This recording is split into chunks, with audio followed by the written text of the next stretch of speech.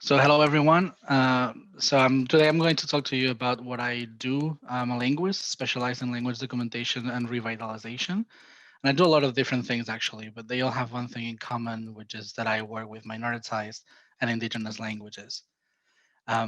But before we start going into it, I wanted to ask you, do you know how many languages are spoken today in the world? And just an estimate. Like this map doesn't show really languages; it shows language families or groupings. But by our best estimates, there are around 7,000 languages spoken nowadays in the world, and this number seems huge, especially compared to the only 194 recognized foreign countries in the world.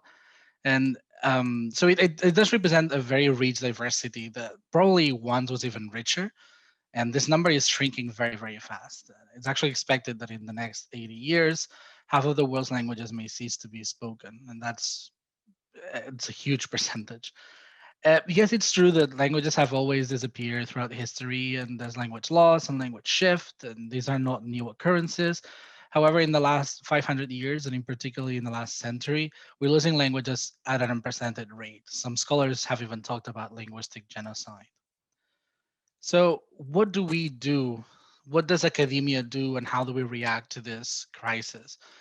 Historically, the answer has been language documentation. In a nutshell, that's series of efforts to record the knowledge that we have of a spoken or a sign language. And in a way, similar to the situation in the movie Arrival, if you've seen it. For the longest time, documentation was done for the sake of science. That's just for our understanding of human language. So it was claimed that we needed to understand indigenous languages to understand how humans speak and how cognition in humans work, etc. Um, so even in the 17th century, actually, colonial powers started documenting indigenous languages. That's not something new. Documentation is not by definition empowering, and it can actually be very extractive. But when documentation projects are carried out together with community members, things can be different. In this case, communities decide when the process starts and what is documented. Just think about, like, perhaps you don't want an archive to store publicly the recording of yourself strongly criticizing your neighbor. Do you? Like, maybe you don't want that to be public. So it doesn't matter what the academic value of this recording might be, just not used. When we start doing documentation, we often start with vocabulary elicitation. That is, we start by asking how to say everyday objects in the language, which is a great opportunity to start learning it for us, and also a great opportunity to start figuring out how the sound system of the language works.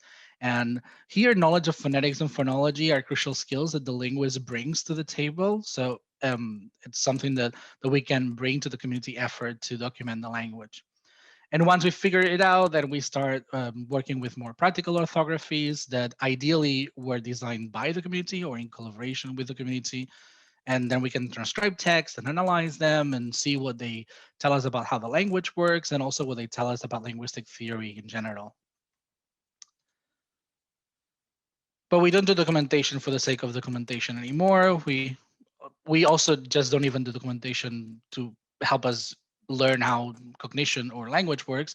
We also do it to try and help communities maintain their languages, to revitalize their languages. And it is important here to note that revitalization is not an academic effort. It's not for academics to decide. In revitalization, academia is supporting the efforts, giving access to resources, and informing our methodologies when we document the language to better suit the needs of these revitalization processes. With the material that we collect and the knowledge that we collect with documentation, we can create materials to learn the language, such as vocabulary games that we have here, or methods to learn how to count in a language, but also trilingual texts for community members to read, and videos to teach the language, etc.